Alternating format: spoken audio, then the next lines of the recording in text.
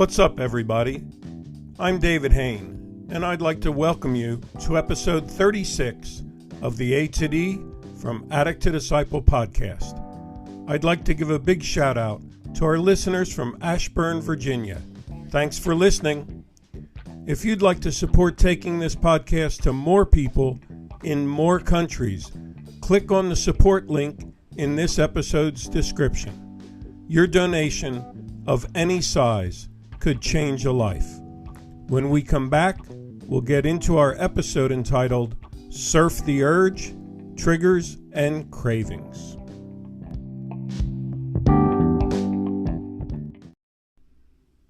Welcome back to this episode entitled Surf the Urge, Triggers, and Cravings.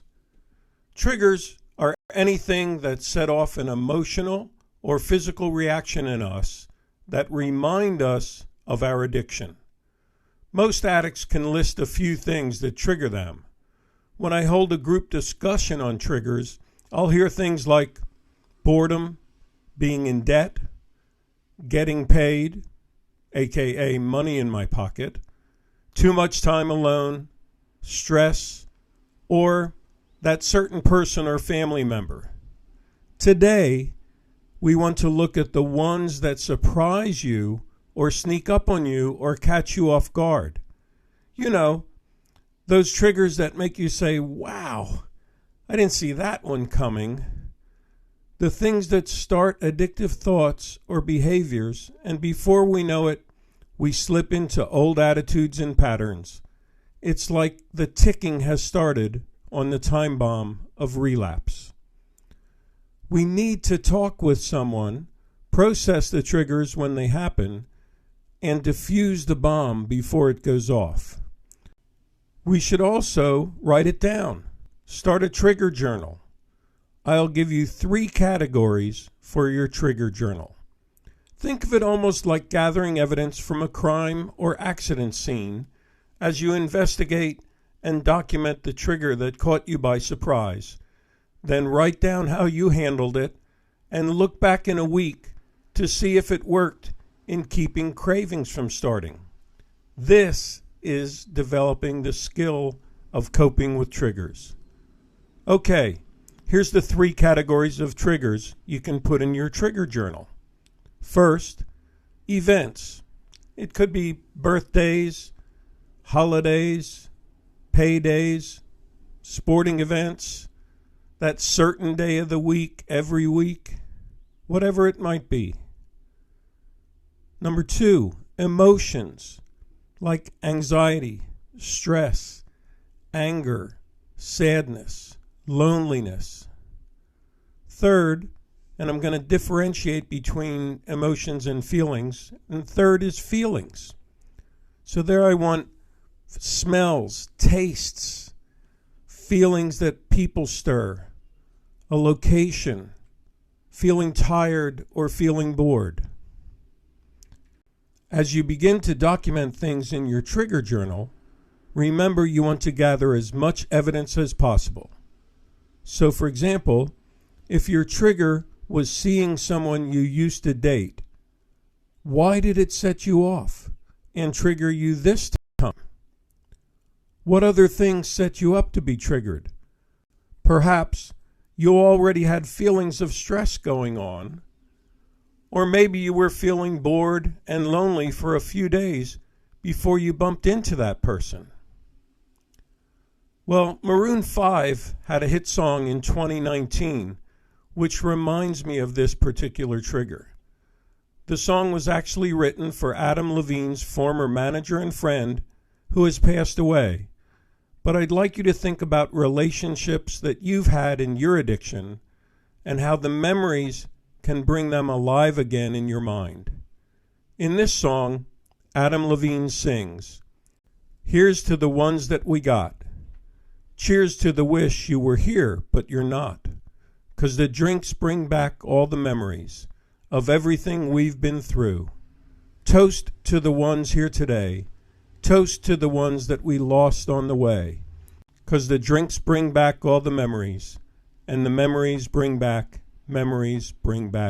you." I know this song is about him toasting and drinking, which stirs up the memories. But I also wanted to point out that the memories in his line says, bring back you. Can you see why it's so important to begin to journal all of this information when we feel triggered? And in addition, cravings are often birthed when we ignore, deny, or minimize our triggers.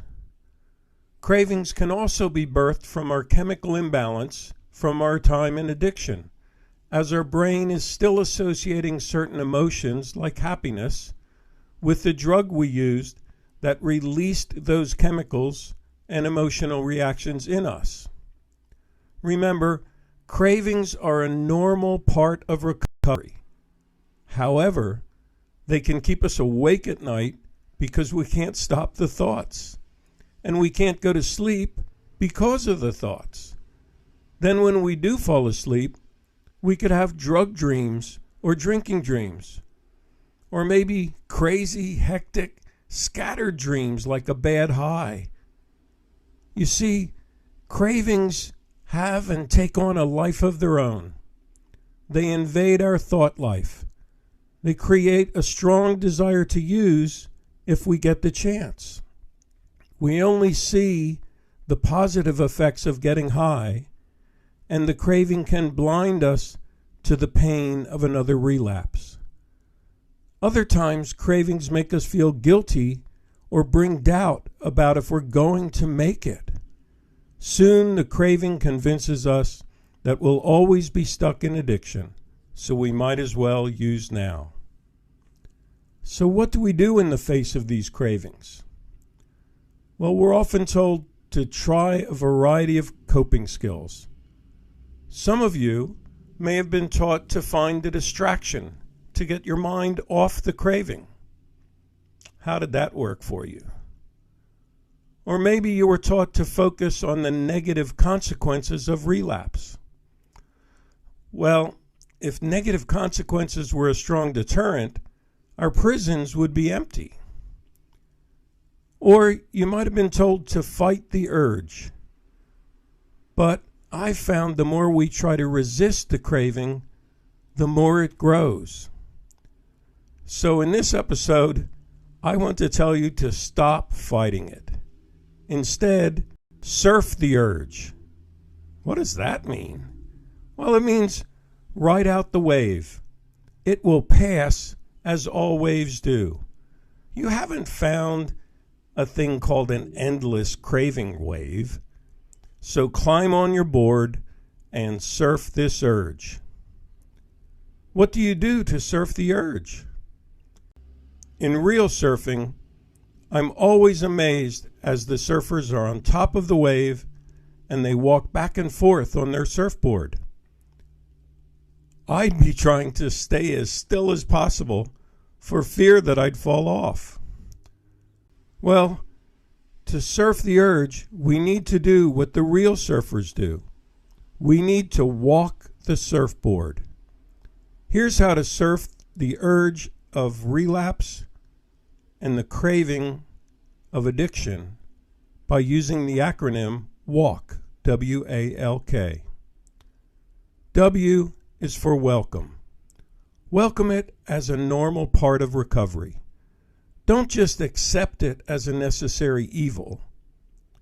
By welcoming it, you take away its power and you release your fear of it. A is for acknowledge.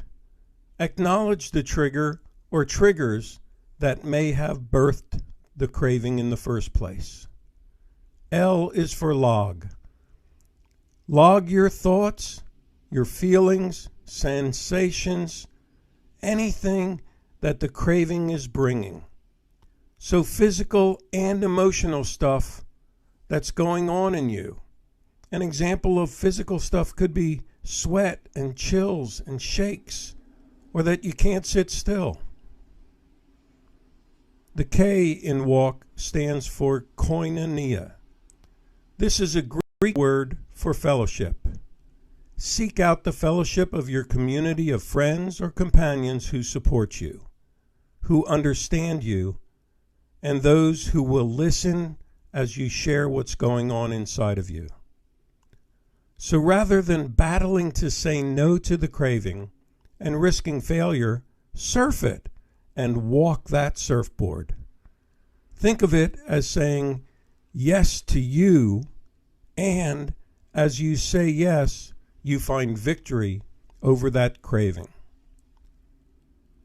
Gabor Mate, a Hungarian-born Canadian doctor who specialized in and wrote about how childhood trauma related to addiction, said in his book, The Realm of Hungry Ghosts, Close Encounters with Addiction, and I quote, "Not the world, not what's outside of us, but what we hold inside traps us.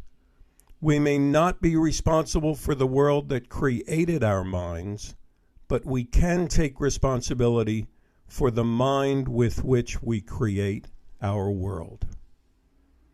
To me, this captures the essence of surfing the urge. Mate calls us to change our thinking, to change the way we view things.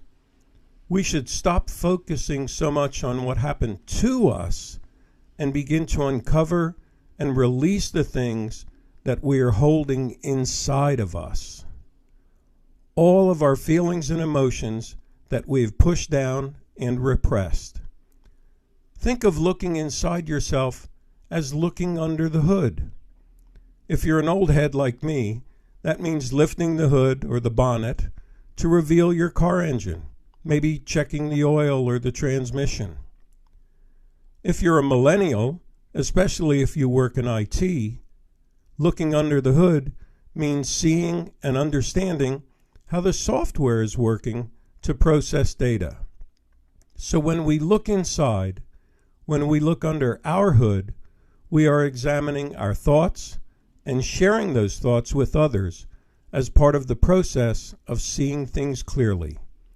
And as we develop the skill of surfing the urge, of welcoming, acknowledging, logging, and koinonia, we will gain the power to create our world, our future.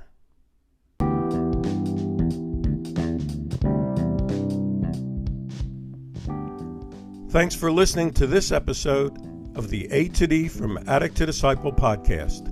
Tune in Monday for our next episode.